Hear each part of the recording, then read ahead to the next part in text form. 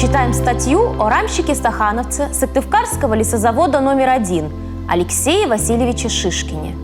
Именно о нем газета «За Новый Север» в январе 1936 года опубликовала небольшую заметку.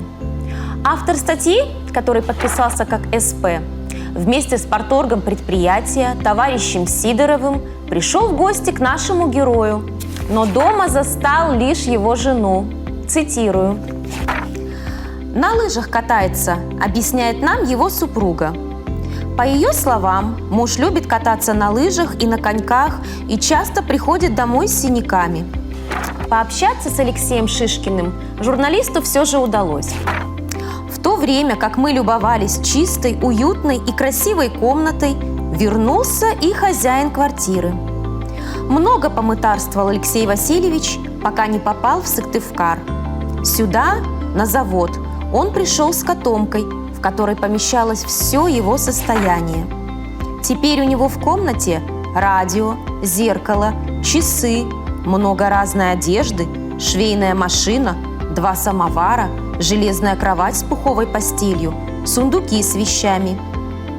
Поговорили и о досуге супружеской пары. В свободное время Алексей Васильевич с женой ходят в кино или читают газеты и книги. Он находит время и занимается физкультурой. На его груди красуются значки ГТО и Ворошиловского стрелка. На вопрос корреспондента «Что думаете купить к Новому году?» Шишкин отвечает: «Все у него есть, и пальто, и ботинки. Только вот велосипеда нет. Его и надо купить».